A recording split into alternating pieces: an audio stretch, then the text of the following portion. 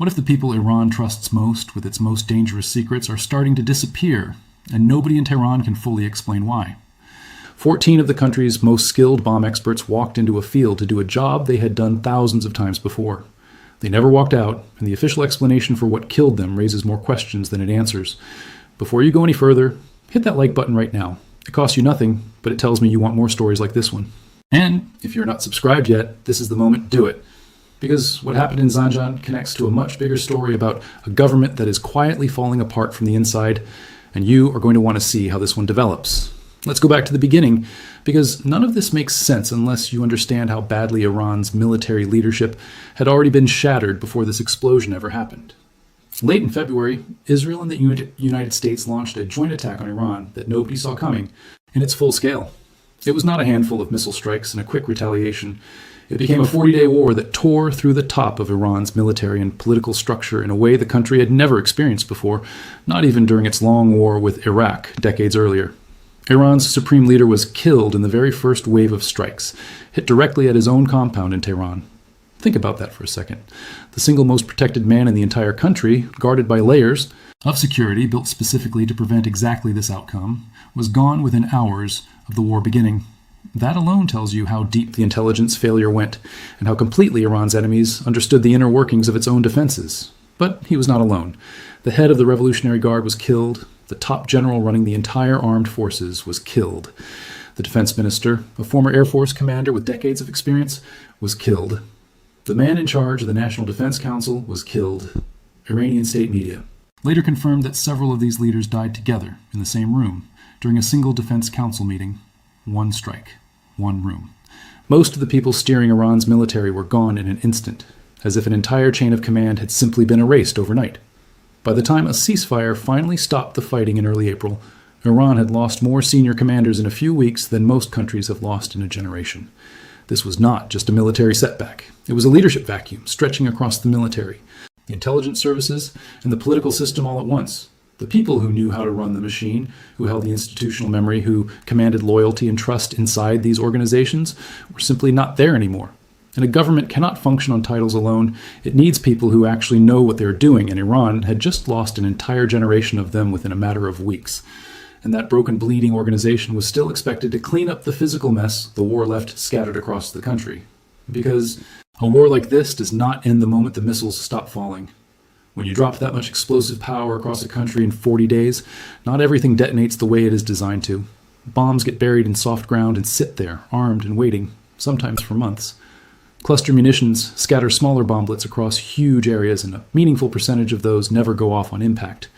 Mines dropped from aircraft settle into fields, roads, and farmland, hidden and completely unpredictable, waiting for the smallest disturbance to set them off.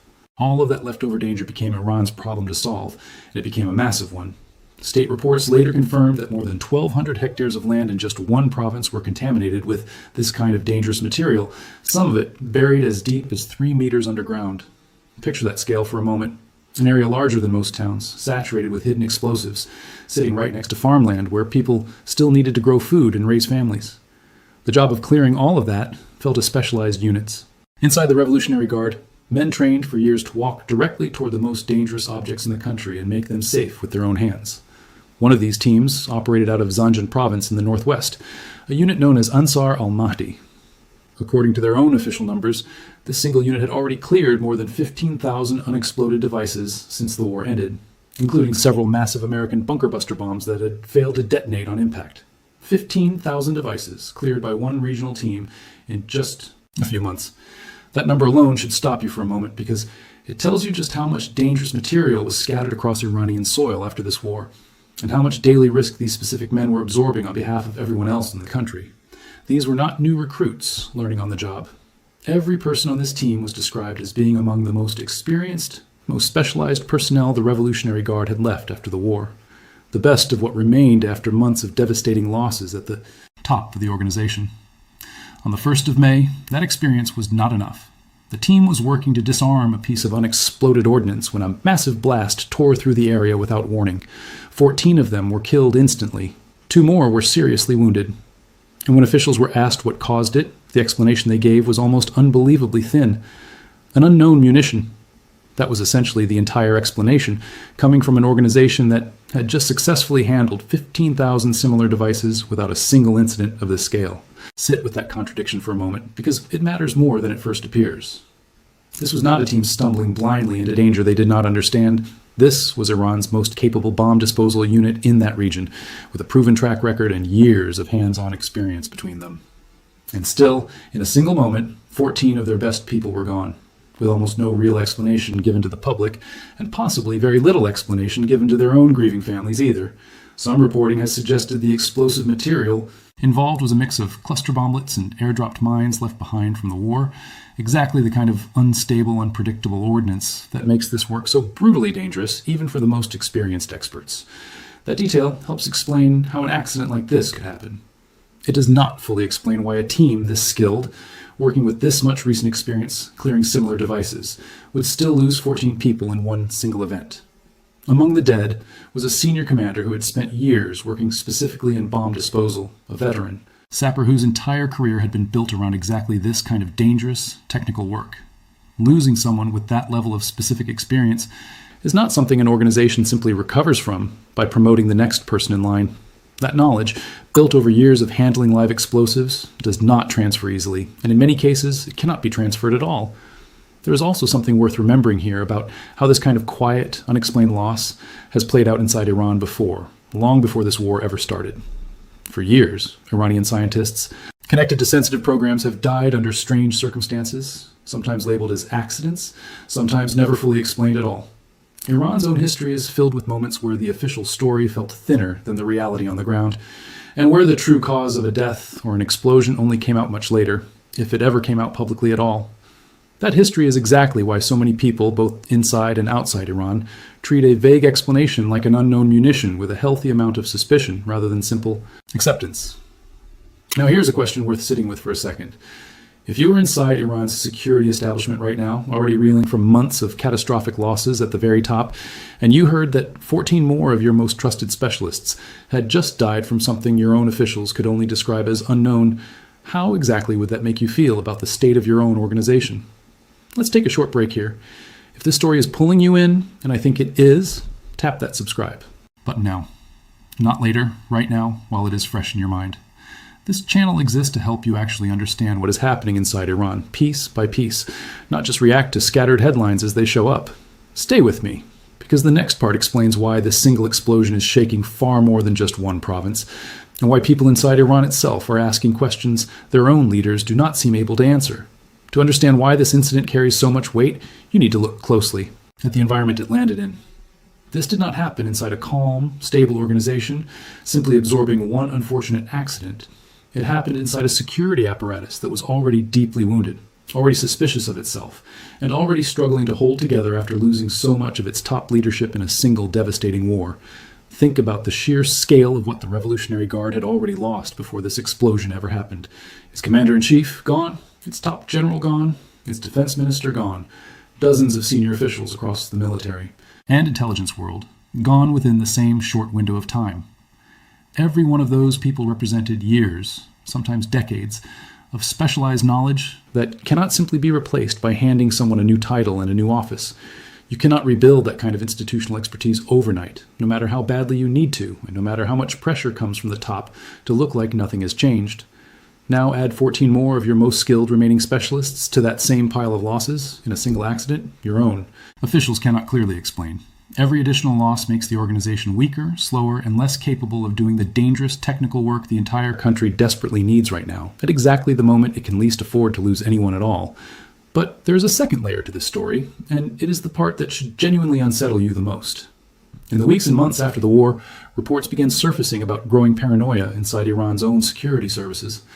After such devastating intelligence failure allowed enemy strikes to kill so many top commanders in one single blow, officers reportedly became terrified of being suspected themselves. Even small complaints or minor criticism of leadership were apparently enough to trigger accusations of spying or secretly working with foreign powers. Trust inside the organization had reportedly collapsed to a genuinely dangerous degree, with people afraid to speak honestly even to their own colleagues. Now picture dropping an unexplained explosion directly into that exact environment. 14 specialists died. The official cause is described only as an unknown munition.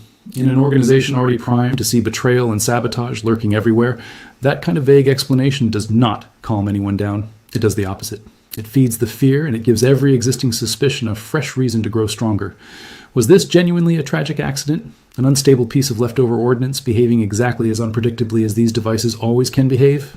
That is entirely possible, and honestly, it may be the most likely explanation given everything we already know about how dangerous this kind of clearance work is under the best of circumstances. But inside an organization this shaken, this suspicious of itself, even a straightforward accident can start to look like something darker to the people living through it. Could it have been sabotage from within their own ranks? Could it have been a device deliberately designed to look like leftover ordnance? Nobody outside Iran's own leadership can say for certain right now, and based on the vague statements released so far, it is fair to wonder whether Iran's own leadership fully understands what actually happened either. This is not the only strange, unexplained loss inside Iran's security world during the same general period. A former representative connected to a unit responsible for cracking down on internal dissent reportedly died under circumstances that state media never bothered to explain to the public. No cause of death was given at all, despite his connections to some of the most sensitive parts of the security establishment. Separately, officials overseeing one of Iran's most notorious prisons publicly admitted that a number of the people held inside had gone unaccounted for following recent unrest. These are not small, forgettable details.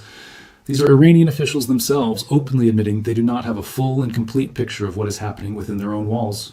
Think about how this looks from the outside for a moment, from the perspective of an ordinary Iranian soldier or officer watching all of this unfold in real time. First, your top leadership is wiped out in a single devastating war. Then, a former security figure with sensitive connections dies with no explanation at all. Then, prison officials admit they cannot even account for everyone in custody. And now, 14 of your most skilled colleagues are killed in an incident. Your own command can only describe it using two vague words. At what point does a reasonable person sitting inside that organization start to wonder whether the people in charge actually know what is happening, or whether they are simply as confused and frightened as everyone underneath them? Line these incidents up next to each other, and a pattern slowly starts to form. An organization that keeps losing people under unclear circumstances and keeps offering the public incomplete or vague explanations whenever it happens. Maybe every single one of these cases has a genuinely innocent explanation on its own. Maybe some of them do not. What matters most right now is that a government already struggling hard to project strength cannot seem to give clear, confident answers about losses happening inside its own ranks. And that kind of uncertainty is exactly the thing that breeds fear at every level of an organization, from the lowest ranking soldier all the way up to the people making decisions in Tehran. There is also a human cost to this story that goes far beyond questions of regime stability, and it deserves real attention entirely on its own. 15,000 unexploded devices cleared by just one provincial unit tells you exactly how much danger is still sitting quietly in the ground across Iran, right? Now, waiting. Cluster bomblets in mines do not become safe just because a ceasefire agreement was signed on paper somewhere far away. They stay live, they stay unstable, and they stay lethal, buried in farmland, hidden near roads, sitting in places where ordinary families walk through every single day without any idea of what lies beneath their feet. If Iran's most trained, most experienced specialists can still be killed doing this exact work months after the war technically ended, imagine the risk facing ordinary civilians who have none of that training and none of that protective equipment. Farmers walking their own fields to check on crops, children playing outside near their homes. People are simply trying to return to some version of normal life in provinces that absorbed heavy bombing during the war. This threat is not going away anytime soon, and it will likely keep quietly costing lives long after this particular news cycle moves on to something else entirely. There is one more angle worth considering here, and it is one that rarely gets enough attention in coverage like this: clearing unexploded. Ordnance is not glamorous work. It rarely makes headlines the way a missile strike or a dramatic assassination does, but it is arguably one of the most important jobs happening inside Iran right now, because every single device these teams fail to find and neutralize represents a future tragedy waiting to happen to someone who has nothing to do with the war at all. When an organization doing this critical, unglamorous work suffers a catastrophic loss like this one, the ripple effects extend far beyond the 14 families directly affected. Fewer experienced. Hands means slower clearance. Slower clearance means more contaminated land sitting untouched for longer. And more contaminated land sitting untouched means more risk for the civilians who live nearby and have absolutely no choice but to keep living their lives around it. Now step back and look at the bigger picture. Because this single explosion is landing on top of an extraordinary pile of pressure already facing Iran's government from every direction at once. It is trying to convince its own population and its allies across the wider region that it is still strong and still fully in control, despite losing most of its top military and political leadership in a matter of weeks. It has a new supreme leader who has barely appeared in public since taking the position, reportedly still recovering from injuries suffered in the very same strikes that killed his own father. It is trying to manage fragile, uncertain talks with the United States, while facing open resistance from hardline factions inside its own government who do not want any meaningful compromise at all. It is dealing with a self-created crisis involving mines scattered in the Strait of Hormuz, one of the most important shipping routes on the planet. A crisis that continues to complicate its relationships with almost every country in the region. And now, sitting right on top of every single one of those existing pressures, it has lost 14 more of its most capable remaining specialists in an incident. It still cannot properly explain to its own people, let alone to the rest of the world watching closely. Any one of these problems on its own would be a serious challenge for a stable, fully functioning government to manage carefully. Facing every single one of them at exactly the same time, while still trying hard to look strong and fully in control in front of the entire watching world, is exactly the kind of pressure that creates the fear and paranoia we keep seeing clear signs of inside Iran's own institutions right now. Before we get to how this story ends, or rather does not end, I want you to do one small thing for me. Drop a comment right now with your honest, unfiltered take. Do you think this was a genuine accident, or do you believe something deeper is happening inside Iran's own ranks that we are not fully seeing yet? I read these comments personally, and this conversation is honestly the best part of putting stories like this one together. And if someone in your life has been trying to understand what is really happening inside Iran right now, go ahead and send this video to them directly. It might explain more in the next few minutes than a full week of scattered, confusing headlines ever could. So where does that leave us right now, based on everything currently known and reported? Officially, the Zanjan explosion is still being described as a tragic accident caused by an unstable piece of leftover ordnance during a routine but extremely dangerous clearance operation. Iran's broader unexploded ordnance crisis is far from over, with specialized teams across the country still working every single day to locate and safely destroy thousands of additional dangerous devices scattered throughout multiple provinces. The deeper leadership crisis, triggered by the war, remains largely unresolved, with no clear end in sight. A supreme leader who is barely seen in public. A security apparatus increasingly defined by internal suspicion, unexplained losses, and quiet fear spreading among its own people. And a broader question, hanging over all of it, that nobody outside Iran's own government can currently answer with full confidence, whether incidents like this one are simply tragic accidents born from an enormous and genuine cleanup challenge, or whether they are symptoms of something far more troubling happening deep inside the country's own security establishment. What we do know, with real confidence, is this. The Iran standing today is simply not the same country that existed before this war began. It is a government that lost the overwhelming majority of its most senior military and intelligence leadership in a matter of weeks, and now finds itself unable to fully explain even the deaths of the specialists it has left. A government still cleaning up the physical wreckage of a war that keeps quietly claiming more lives months after the rest of the world stopped paying close attention to what is happening there. Think for a moment about the families of these 14 men. Sons, husbands, fathers, brothers, people who spent years training for one of the most dangerous jobs a person can do, who accepted that risk every single time they walked toward a live explosive device. Their families likely understood the danger of this work better than almost anyone, but understanding a risk and receiving a vague, unsatisfying explanation for why that risk finally caught up with someone you love are two very different things. Somewhere in Zanjan province right now, real families are grieving real people, waiting for answers that their own government does not seem able, or perhaps does not seem willing, to give them. And that is really the deepest problem sitting underneath this entire story. It is not just about one explosion, or even about 14 deaths, as tragic as that number is on its own. It is about what happens to a government, and to the people serving inside it, when trust starts to erode from every direction at once. When soldiers cannot fully trust their commanders, when commanders cannot fully trust their intelligence services, when intelligence services cannot fully trust each other. That kind of internal breakdown does not announce itself with a single dramatic moment. It shows up quietly, one unexplained incident at a time, one vague statement at a time, until eventually the cracks become impossible to hide, even from an outside audience watching from thousands of miles away. 14 of Iran's most experienced bomb specialists walked into a field they had walked into countless times before without incident. This time, None of the usual outcomes applied, and the men who understood this dangerous work better than almost anyone else in the country never made it back out. And somewhere inside Tehran right now, people with far more power and far more information than any of us are quietly asking the exact same question we started with tonight. What really happened in that field, and what does it actually mean for everything that comes next, for a government already standing on such uncertain ground? If you want to understand exactly how this story develops from here, make absolutely sure you are subscribed. Because based on everything we have just walked through together, this is nowhere close to being finished.